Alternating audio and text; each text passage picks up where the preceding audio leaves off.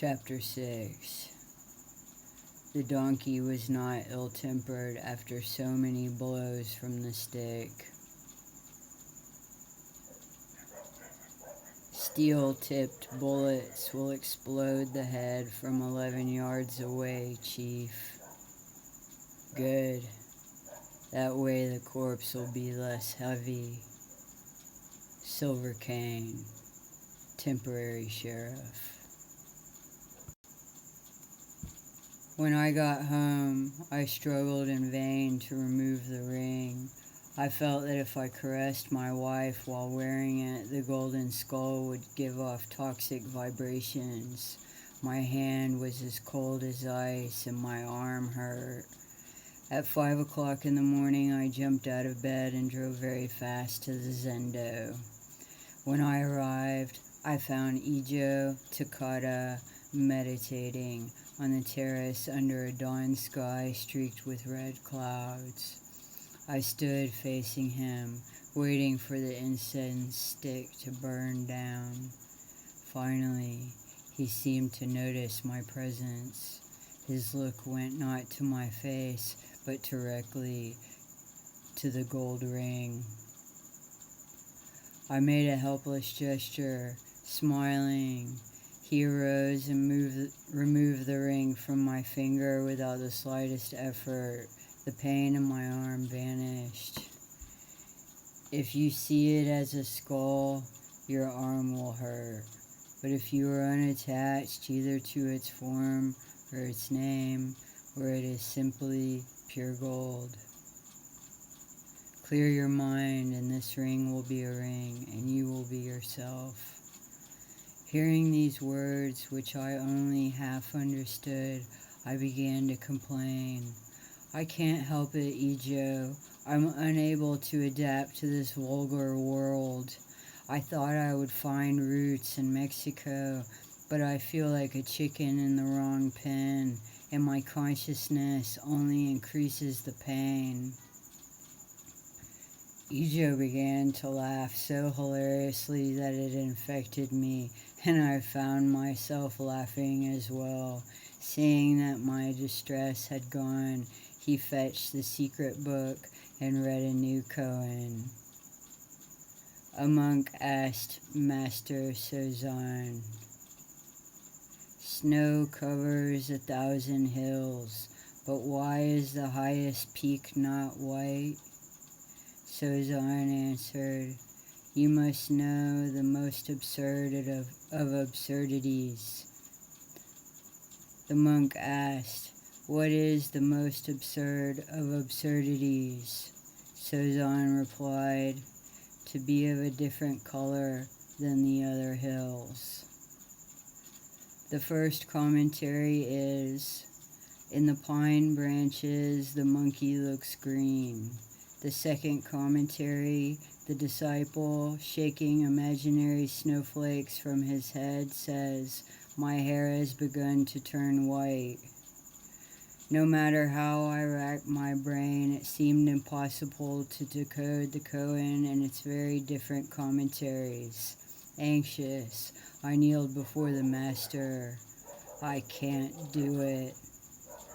With a roar of "Kwatsu!" that came from his belly, Ijo seized his stick and dealt me 6 blows on my shoulder blades. "Change yourself into a hill." His voice was like a strong gust of wind blowing away my mental images. I saw myself as a hill covered with snow amid 1,000 other hills covered with snow. The high, bare peak was only an illusion. Who is exempt from being covered with snow in a storm? Who can escape aging and death?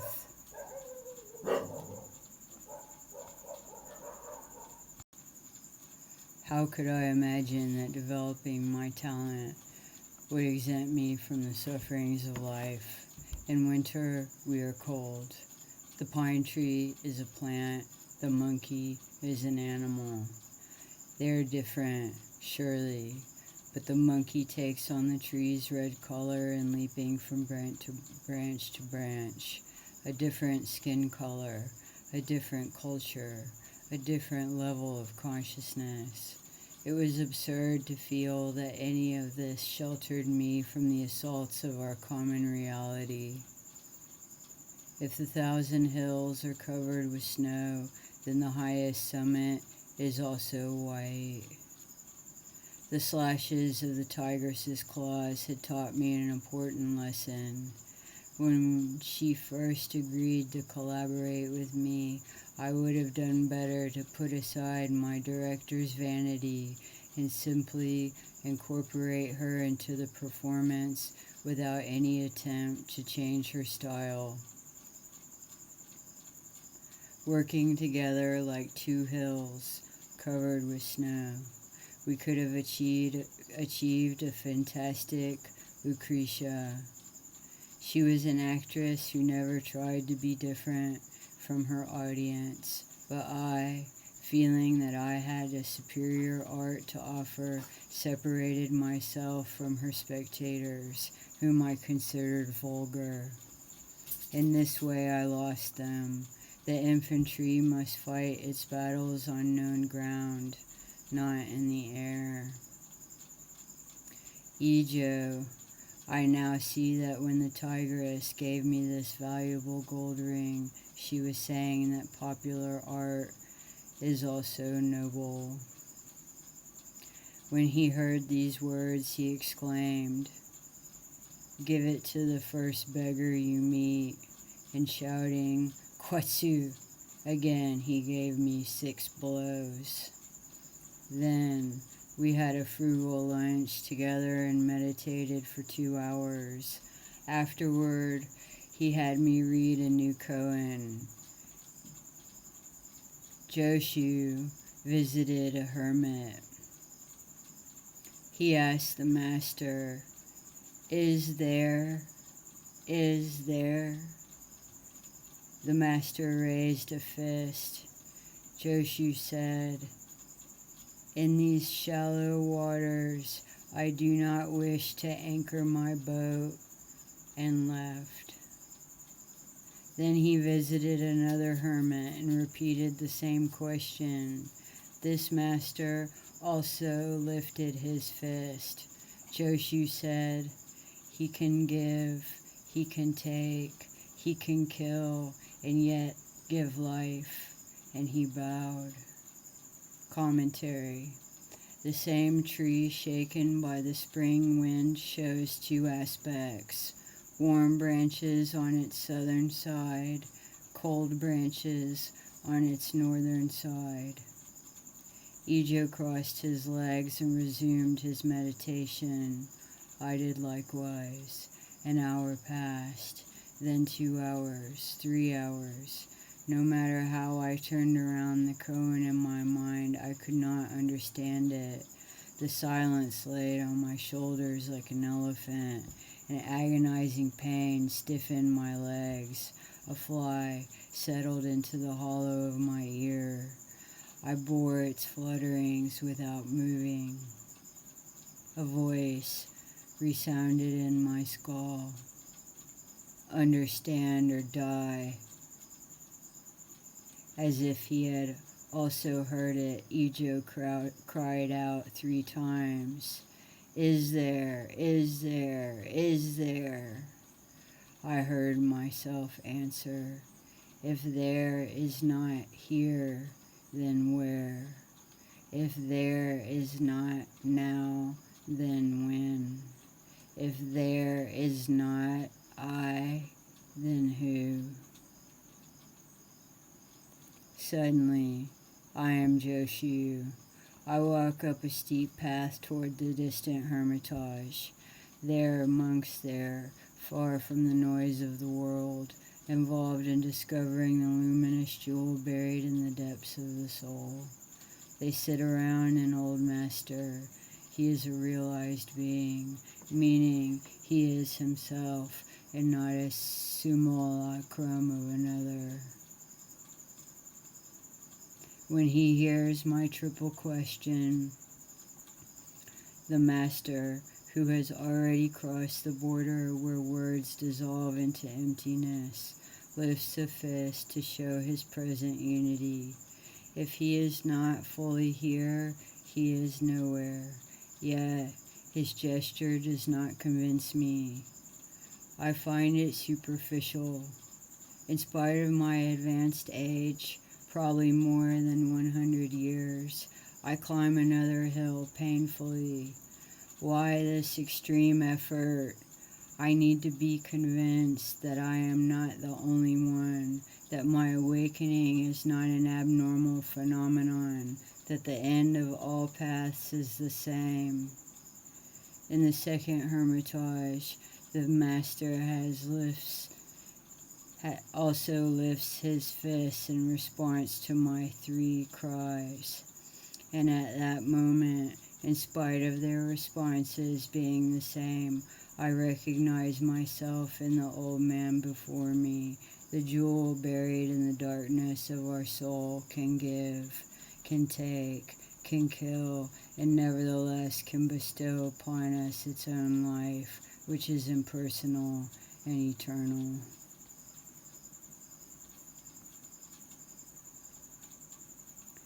Ijo.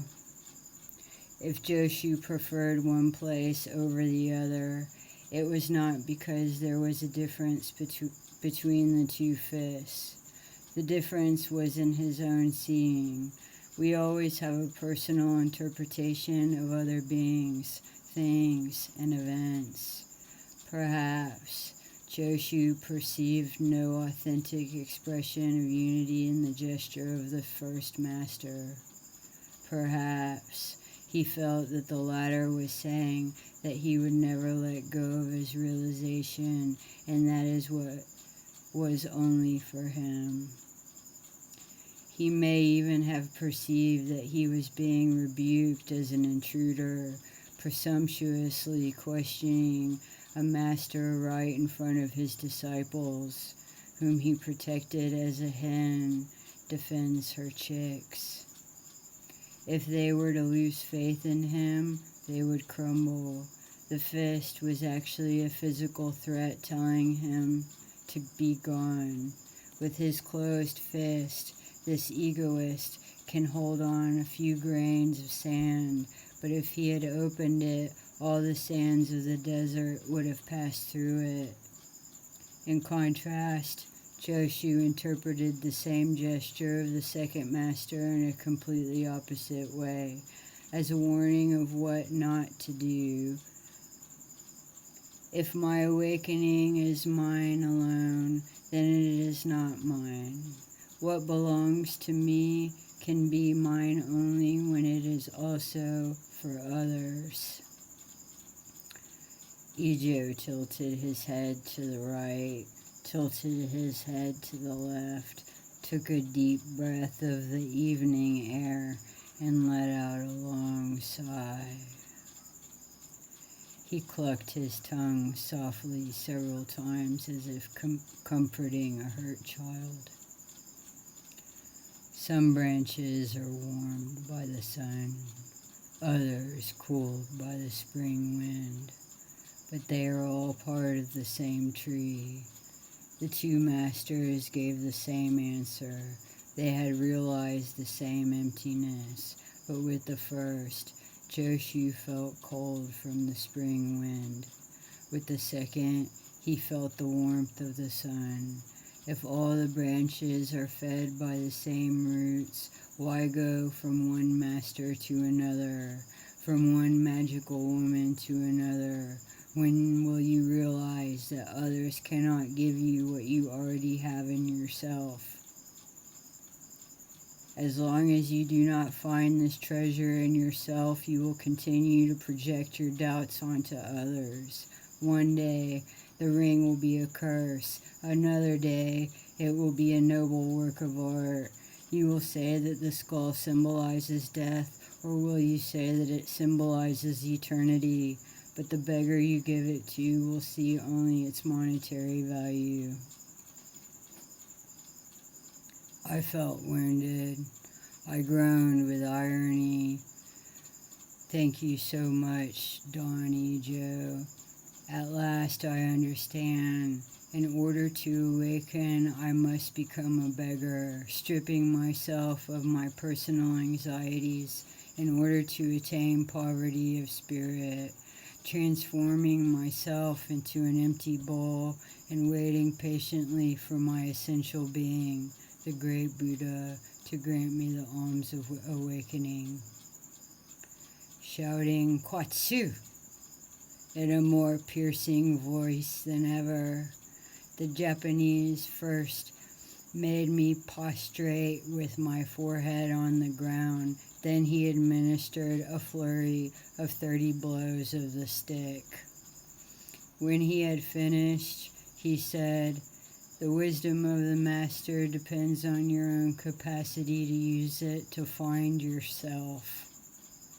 After this, he recited a Mexican proverb as if it were a holy sutra.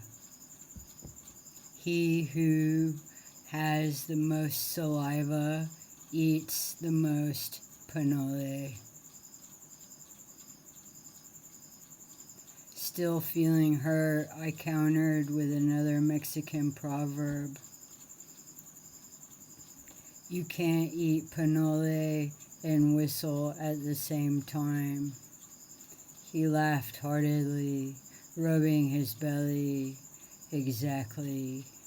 Each thing in its own time.